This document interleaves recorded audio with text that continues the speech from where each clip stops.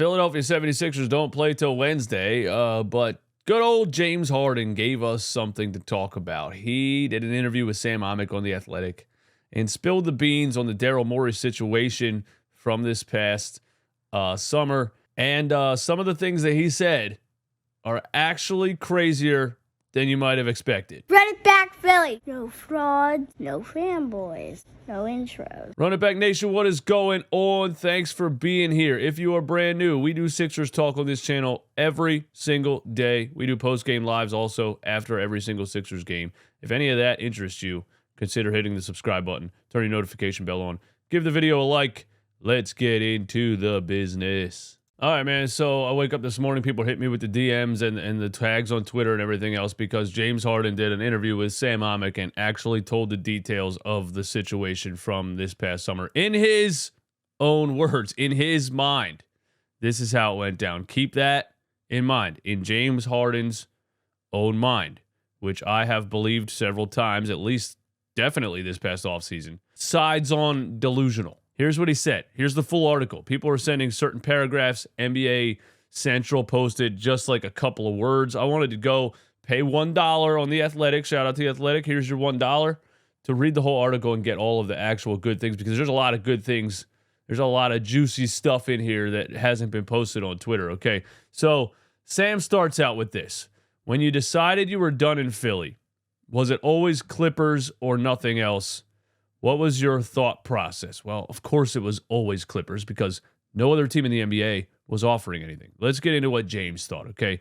It was about trying to get to a situation where I could get paid and obviously have a chance to win at the highest level. Okay, let's start with that. It was about getting paid, James. Like, you know, you could just be honest. It was about getting paid. If it was about winning at the highest level, you would have stayed on the 76ers where you were one game away from the Eastern Conference Finals, where you put up a total of 18 points in 2 games and were a minus 68. So you took the pay cut in Philly, and then you weren't offered the max contract that you wanted, and you wanted to go somewhere else to try to get that. That's what happened. It has nothing to do with trying to win at the highest level. I'm all for a man getting his money, especially in a game. It's a young man's career. Most players are retired by the time they're 35. Yeah, get as much money as you can before you retire. I'm all for a man getting his money. I think the wild part is that you signed a player option in Philly and then got traded. You didn't sign a contract with the Los Angeles Clippers. You still have to look like you're worth the max contract for the Clippers to give you a max contract that the Sixers didn't give you because you didn't look like you were worth a max contract. And so far in LA, I'm sorry, James, you don't look like you're worth a max contract.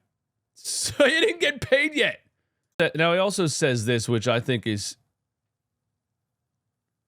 I don't even have a word to describe how crazy it is. The last few years, I sacrificed so much, whether it's role, whether it's financial, that at this point it's over with. I just want to be able to move forward and still have the opportunity to make some money and obviously win at the highest level. You sacrifice so much, whether it's role or financial. Why does James Harden keep saying that he sacrificed his role in Philly? Your role is on ball, ISO ball, trying to break down a defender, get the defense to collapse, and then kick it out. That's been your role ever since Houston.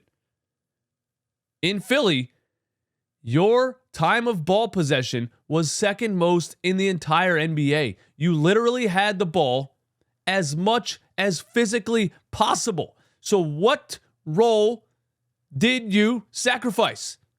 So you had the ball more than almost anybody in the NBA in Philly, and you say you sacrificed your role. Then you go to LA, who has 2 players that are clearly more important to the team than you. You sacrificed your role 10 times more to go to LA. So stop saying it had anything to do with basketball. It was strictly financial. Now, here's the part that people didn't expect. We always thought it would be a rumor. We kind of knew what happened, but we always thought it would be a rumor. We never thought it would actually come out that he would say this is what happened. But, well, he said it. So Sam Amick says, so you mentioned the financial part, and I was hoping you could clarify one aspect of that situation. Were you actually told by the Sixers that you had a deal coming? He said, a max? They said, yeah. He said, yeah. Sam says, that was said by Daryl. Harden says, yes. Yes. Then when did you start figuring out that it wouldn't be there? I heard that he stopped communicating with you in the summertime, and you took that as a sign that things had changed. Yeah, me and Daryl had a really good relationship. So in the past week or two after we lose in the playoffs, it would be all about trying to figure out how to improve the team. How do we get better? And that's going on for 10 plus years. You know what I mean? And then this year there was no communication. And at that point, it's like, okay, I see what's going on. I'm very intelligent. So then I just figure out what's my next move and what do I want to do? So I understand that at the end of the day, this is a business. And just like he has to do what's best for his organization, I got to do what's best for me and my family. It's simple as that.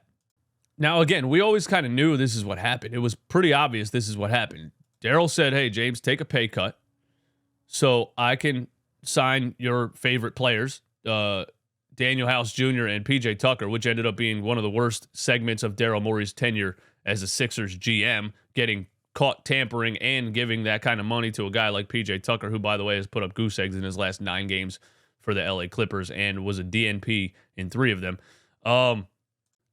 We always basically knew that Daryl Morey said, take this pay cut so I can sign these guys, and then I got you the max deal coming.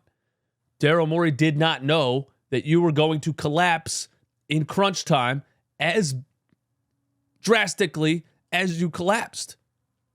So then the time comes, and Daryl's like, I can't give this guy a max contract. Philly was booing him in the playoffs.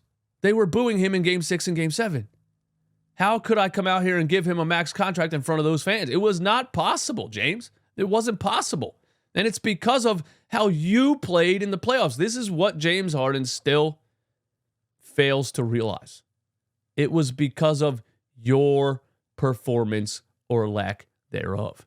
Anyway, he comes out and actually spits the facts that Daryl said, yeah, I'll give you a max if you take the pay cut. Now, I believe that he wanted to do that.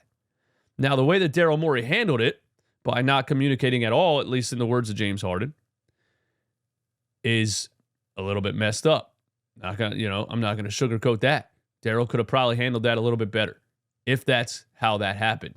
I don't necessarily believe that's how that happened, but if he just went ghost and left them hanging, then okay, not the best way to do business. But at the end of the day, he couldn't give you the max contract that he wanted to give you. Daryl wanted to give you the contract, James. You didn't play good enough. Now, these last 2 paragraphs are the ones that nobody's posting on social media. These are seriously interesting, all right? So Sam says, you took a lot of flack for choosing to opt in rather than just get your freedom in free agency, but you wound up getting paid and getting where you wanted to go too. I assume you had a good read on the market and knew it would look a whole lot different financially if you'd gone that route. James said it would have looked different for sure. The teams that are growing or young, we're going to have the money, but that doesn't make sense, like the Houston Rockets. And then the competitive teams don't have the money. So all in all, it would have probably ended up with me looking Philly in the face again. So it was strategic, and people can talk and say things, but they have no idea without being in this situation. Like I continue to say, I made the best decision for myself and my family. The Rockets had the money.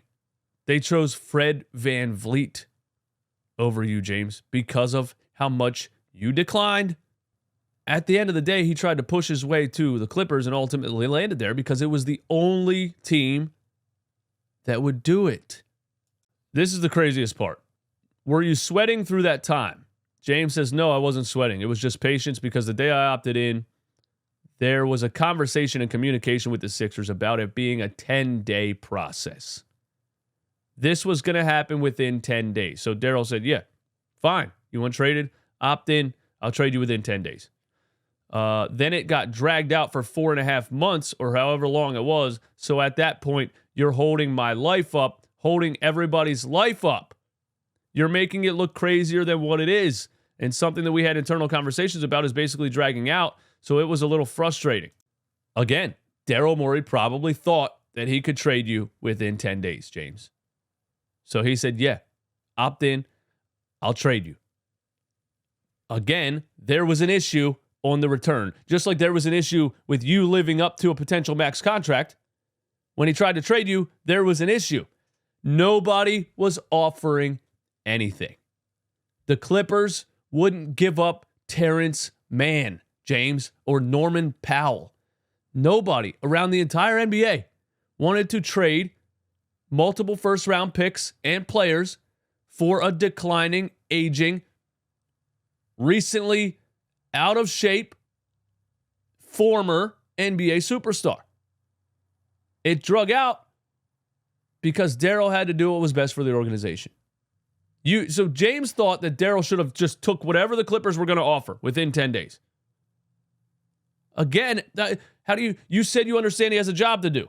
Yeah, he does. That's why it had to drag out. Look what he fleeced these guys. He ended up with 3 first-round picks out of the Clippers. And Robert Covington, Nick Batum, Marcus Morris Sr.